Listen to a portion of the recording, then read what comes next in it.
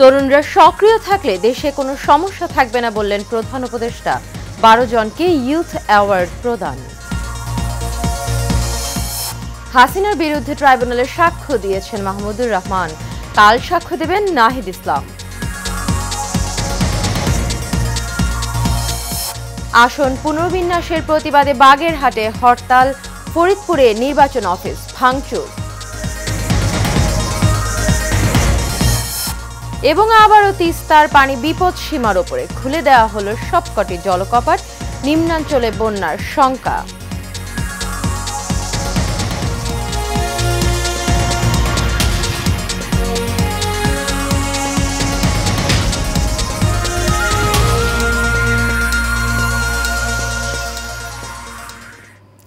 স্বাগত এশিয়ান নিউজে। পুরো সময় জুড়ে আপনাদের সঙ্গে রয়েছি আমি অরণ্যবিদ্যা ইউনুস। এতক্ষণ শুনছিলেন বিআরবি কেবল ইন্ডাস্ট্রিজ লিমিটেড সংবাদ শিরোনাম। চলে যাচ্ছি বিস্তারিত সংবাদে। দেশ গঠনে বিভিন্ন ক্ষেত্রে অবদান রাখায় 12 তরুণকে ইউথ অ্যাওয়ার্ড প্রদান করলেন প্রধান উপদেষ্টা ডক্টর মোহাম্মদ ইউনুস। সকালে প্রধান উপদেষ্টার কার্যালয়ের শাপলা হলে যুব ও ক্রীড়া মন্ত্রণালয় এই অনুষ্ঠানের আয়োজন করে। এবছর 5টি ক্যাটাগরিতে তরুণদের সম্মাননা প্রদান করা হয়েছে। স্বেচ্ছাসেবামূলক কাজ এবং তরুণ প্রজন্মের অনুপ্রেরণামূলক অবদানের স্বীকৃতি স্বরূপ এই পুরস্কার প্রদান করা হয়। পুরস্কারপ্রাপ্তদের মধ্যে জাতীয় মহিলা ফুটবল দলের অধিনায়ক আফাইদা খন্দকারও রয়েছেন। প্রধান উপদেষ্টা আরও বলেন, তরুণ স্বেচ্ছাসেবকরা নিষ্ঠা, সাহস, সৃজনশীলতা এবং অক্লান্ত পরিশ্রম দিয়ে জাতি গঠনে অনন্য ভূমিকা রেখে চলেছে। এই পুরস্কার কেবল একটি স্বীকৃতি নয়, এটি তোমাদের জন্য একটা উদ্যত্ত আহ্বান। তোমরা আরও সাহসী হও, আরও নেতৃত্ব দাও এবং সমাজের কল্যাণে নতুন ধারণা ও উদ্ভাবন নিয়ে কাজ করো। সমাজের প্রতিটি ক্ষেত্রে তোমাদের সক্রিয় অংশগ্রহণ অনেক ইতিবাচক পরিবর্তন আনতে পারে। স্বাস্থ্য খাতে তোমাদের একটি ক্ষুদ্র উদ্যোগ হাজারো শিশুকে রোগমুক্ত রাখতে পারে। শিক্ষাক্ষেত্রে তোমাদের সামান্য প্রচেষ্টা দেশের শিক্ষার মানকে বহুদূর এগিয়ে নিয়ে যেতে পারে। জুলাই আগস্টে সংঘটিত গণহত্যার ঘটনায় মানবতাবিরোধী অপরাধের মামলায় শেখ হাসিনা সহ 3 জনের বিরুদ্ধে সাক্ষ্য দিতে আন্তর্জাতিক অপরাধ ট্রাইব্যুনালে হাজিরা দিয়েছেন দৈনিক আমার দেশ পত্রিকার সম্পাদক মাহমুদুর রহমান। সকাল 10:30টার দিকে ট্রাইব্যুনালে আসেন তিনি। আন্তর্জাতিক অপরাধ ট্রাইব্যুনাল 1-এর চেয়ারম্যান বিচারপতি গোলাম মর্তুজা মজুমদারের নেতৃত্বাধীন 3 সদস্যের ট্রাইব্যুনালে সাক্ষ্য দেন তিনি। এছাড়া আলোচিত এই মামলায় মঙ্গলবার সাক্ষ্য দেবেন জাতীয় নাগরিক পার্টির আহ্বায়ক নাহিদ ইসলাম।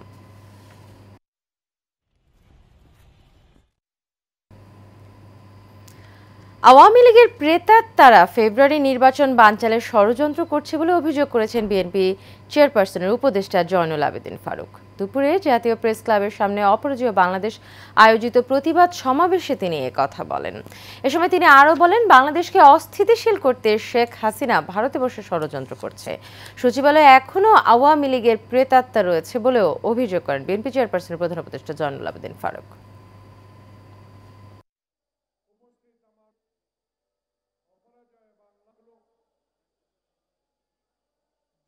আমাদের রক্তে রঞ্জিত করে বাংলাদেশকে তছনছ করে দিয়েছে তারা, যারা এই ষড়যন্ত্রের সাথে সম্পর্কিত।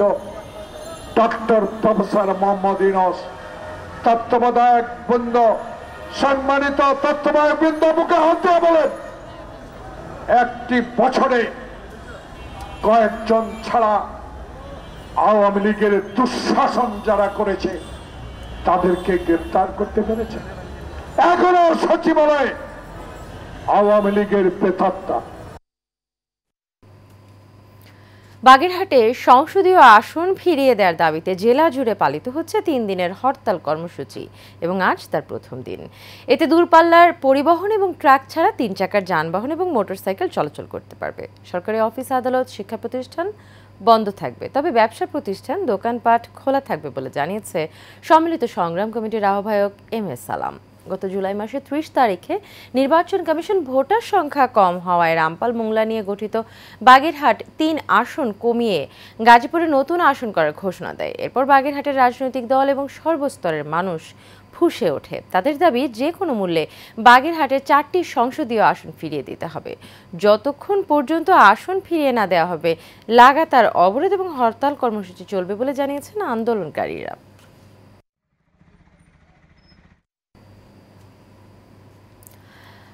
সংসদীয় আসন পুনর্বহালের দাবিতে ফরিদপুরের ভাঙা থানা উপজেলা পরিষদ এবং থানা নির্বাচন কমিশন অফিসে হামলা ভাঙচুর চালিয়েছে আন্দোলনকারীরা। এক পর্যায়ে থানা নির্বাচন কমিশন অফিসে অগ্নিসংযোগ করে আন্দোলনকারীরা। সোমবার দুপুরে ভাঙা উপজেলা পরিষদে হামলা চালায় আন্দোলনকারীরা। ভাঙচুর এবং অগ্নিসংযোগ করে থানা নির্বাচন কমিশন অফিসেও বাধা দেওয়া হয় ফায়ার সার্ভিসের সদস্যদের।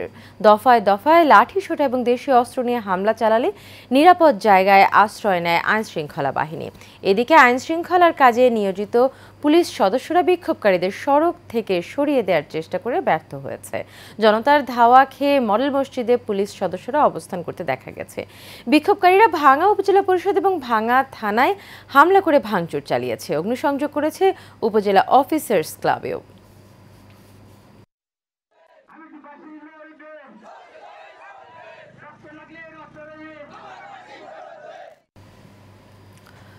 উজান থেকে নেমে আসা পাহাড়ি ঢল এবং কয়েকদিনের টানা বৃষ্টির কারণে তিস্তার পানি বেড়ে বিপদসীমার উপরে প্রবাহিত হচ্ছে।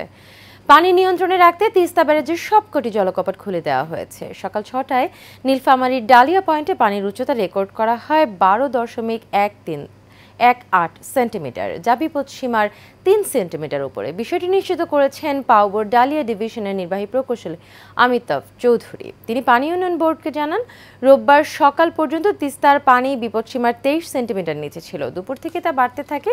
রাত 9টার দিকে পানির স্তর বিপদসীমার মাত্র 3 সেন্টিমিটার নিচে পৌঁছায়। ভোরে আরও পানি বৃদ্ধি পেয়ে তা বিপদসীমা অতিক্রম করে। এতে বাসিন্দারা গবাদি পশু এবং প্রয়োজনীয় সামগ্রী নিরাপদ স্থানে সরিয়ে নিচ্ছেন।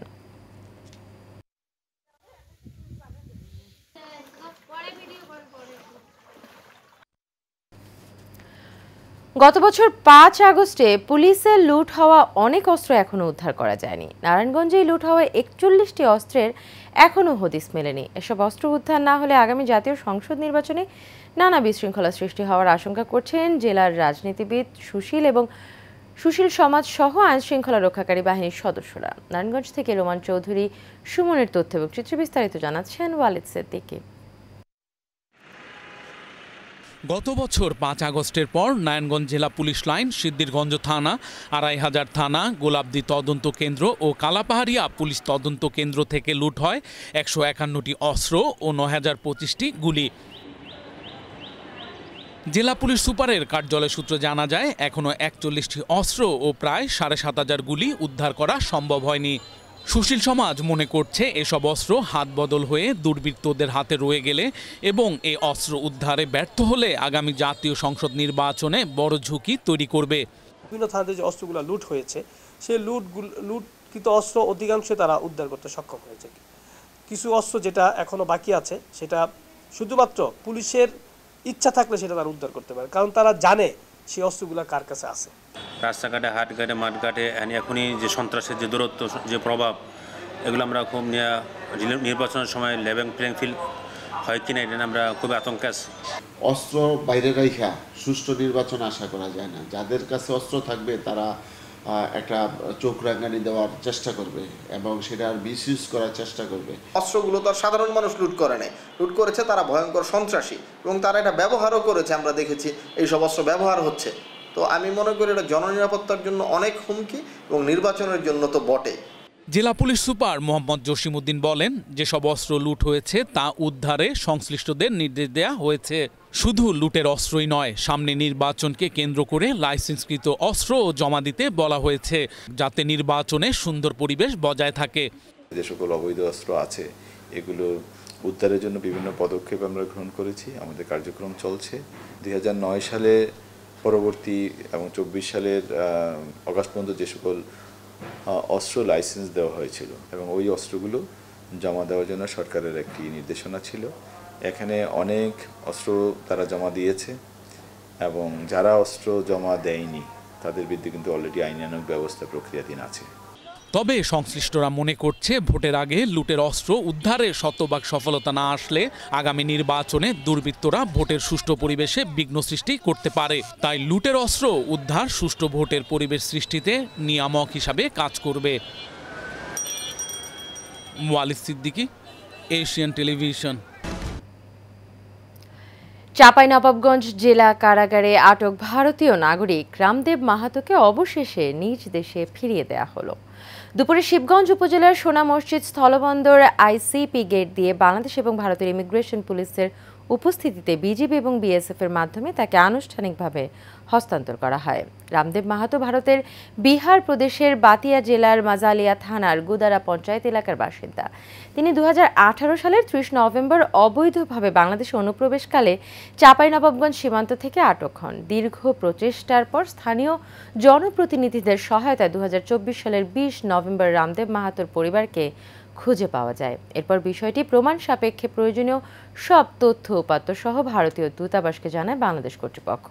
পরবর্তীতে নাগরিকত্ব যাচাই বাছাই শেষে ভারতীয় দূতাবাস 2024 সালের 18 মার্চ রামদেব মাহাতোর ছাড়পত্র বাংলাদেশ পররাষ্ট্র মন্ত্রণালয়ে পাঠায়। এরপর বিভিন্ন দপ্তর এবং মন্ত্রণালয়ের আনুষ্ঠানিক প্রক্রিয়া শেষে প্রায় 6 বছর পর তাকে দেশে ফেরত পাঠানো হলো। আজকের এই হস্তান্তরের মধ্য দিয়ে দীর্ঘ কারাবাস শেষে পরিবার এবং মাতৃভূমির কাছে ফিরে গেলেন রামদেব মাহাতো।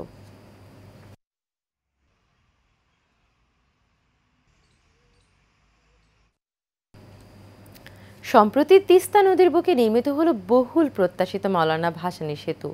সেতুর উদ্বোধনের পর গাইবান্ধা কুড়িগ্রাম রুটে নতুন করে বাস সার্ভিস চালু হয়েছে। নতুন রুটে যান চলাচল বেড়েছে, তবে সড়ক প্রশস্ত না হওয়ার কারণে গাইবান্ধা শহরে বেড়েছে যানজট, ফলে ভোগান্তিতে পড়তে হচ্ছে যাত্রীদের। খালেদ হোসেনের তথ্য এবং ছবিতে আরও জানাচ্ছেন কাউসার আহমেদ। উত্তরাঞ্চলে বহুল প্রত্যাশিত মৌলানা ভাসানী সেতু উদ্বোধনের পর যোগাযোগের ক্ষেত্রে দিগন্তের উন্মোচন হয়েছে। গাইবান্ধা থেকে কুড়িগ্রামে চলাচলের পথের দূরত্ব কমেলেও বেড়েছে ভোগান্তি, কারণ যান চলাচল বাড়লেও এখনও সড়কগুলো প্রশস্ত করা হয়নি। ফলে গাইবান্ধা বাস টার্মিনাল থেকে মৌলানা ভাসানী সেতু পর্যন্ত সড়কের বিভিন্ন স্থানে প্রায় সৃষ্টি হয় তীব্র যানজট। বিশেষ করে পৌর এলাকার পুরাতন ব্রিজ এবং দরিয়াপুর হাটে সবচেয়ে বেশি যানজটে পড়ে থাকতে হচ্ছে যাত্রীদের। এমন অবস্থায় বাইপাস অথবা সড়কগুলো প্রশস্ত করার দাবি স্থানীয়দের। দারিয়াপুর ব্রিজ থেকে শেষ গরুহাটি পর্যন্ত সর্বোচ্চ 2 মিনিটের রাস্তা, এখানে না হলো আধা ঘন্টা 30 মিনিট 25 মিনিটের মতো লাগে। আড়ার দিন জামজট দারিয়াপুর আড়াতে বারুইতে যা 5 মিনিটের জায়গাতে 1 ঘন্টা লাগে। এই ব্রিজটা খুলে দেওয়াতে এখানকার পরিস্থিতি এত খারাপ যে এখানে যদি কোনো রোগীর গাড়িও যায়, অ্যাম্বুলেন্স যায়, সেটাকেও সাইড দেওয়া কোনো সম্ভব হয় না। সব সময় এখানে জাম থাকে, এখানে রাস্তাও বিকল্প রাস্তা এখানে বানানো দরকার আর কি। সরকারের কাছে আহ্বান রাখবো যে এই রাস্তাটাকে কল্যাণ রাস্তা করার দাবি জানাবো। যানজট নিরসনে বিভিন্ন পদক্ষেপের কথা জানালেন জেলার সড়ক ও জনপদ বিভাগের এই কর্মকর্তা। বাজার আছে, তো দেখা যায় ওখানে লোডিং আনলোডিং হয় বিভিন্ন ট্রাকের, এইগুলো যদি আমরা রাত 12টা থেকে ভোর 6টার মধ্যে যদি করতে পারি তাহলে ভালো হবে। আর একটা বিষয় হলো ওইখানে প্রচুর পরিমাণে অটো এসে বাজারের মধ্যেই দেখা যায় যে লাইন ধরে দাঁড়িয়ে থাকে। তো এইটার জন্য আমরা ওই বাজারের দুই পাশে উভয় পাশে ঢুকতে দিব না, ওই দূর থেকে দেখা যাবে যে অটো স্ট্যান্ড টাইপের থাকবে। তাহলে সেই রকম যদি আমরা একটা কিছু করতে পারি তাহলে সেক্ষেত্রে হয়তো এই মানে যে যানজট এটা একটু মানে হ্রাস করা সম্ভব হবে আর কি। এই পথের বাজার এলাকায় দ্রুত বিকল্প পার্কিং ব্যবস্থা, সড়ক সম্প্রসারণ অথবা বিকল্প সড়ক নির্মাণের দাবি সচেতন মহলের। Kawsar Ahmed, Asian Television. রাজধানীর ইন্টারন্যাশনাল কনভেনশন সিটি বসুন্ধরায় শুরু হতে যাচ্ছে 3 দিন ব্যাপী 12তম এশিয়ান ট্যুরিজম ফেয়ার। গুলশানের ক্রাউন প্লাজা হোটেলে আয়োজিত সংবাদ সম্মেলনে তথ্য জানান এশিয়ান ট্যুরিজম ফেয়ারের চেয়ারম্যান মহিউদ্দিন হেলাল। বিশ্ব পর্যটন দিবস উদযাপন উপলক্ষে আয়োজিত এই মেলা চলবে 18 থেকে 20 সেপ্টেম্বর পর্যন্ত। প্রতিদিন সকাল 10টা থেকে সন্ধ্যা 7টা পর্যন্ত সবার জন্য উন্মুক্ত থাকবে এই আয়োজন। তিনি জানান, এবারের মেলায় 2টি হলে থাকবে 180টি বুথ। দেশি বিদেশি হোটেল ও রিসোর্ট, এয়ারলাইন্স এবং cruise company, tour operator, travel agency, theme park, সরকারি পর্যটন সংস্থা এবং ঢাকাস্থ বিভিন্ন বিদেশি দূতাবাস এতে অংশ নেবে।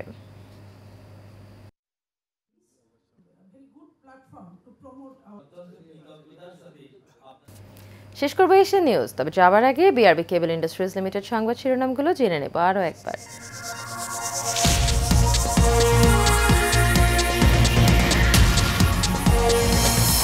তরুণরা সক্রিয় থাকলে দেশে কোনো সমস্যা থাকবে না বললেন প্রধান উপদেষ্টা।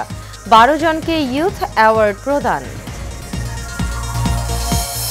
হাসিনার বিরুদ্ধে ট্রাইব্যুনালে সাক্ষ্য দিয়েছেন মাহমুদুর রহমান, কাল সাক্ষ্য দেবেন নাহিদ ইসলাম।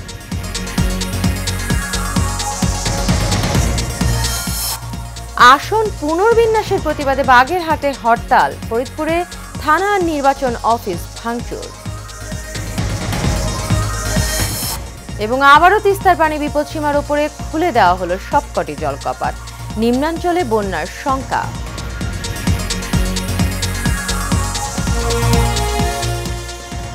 এশিয়া নিউজ এ পর্যন্তই। পরবর্তী সংবাদ দেখার আমন্ত্রণ রইল। এতক্ষণ সাথে থাকার জন্য সবাইকে ধন্যবাদ।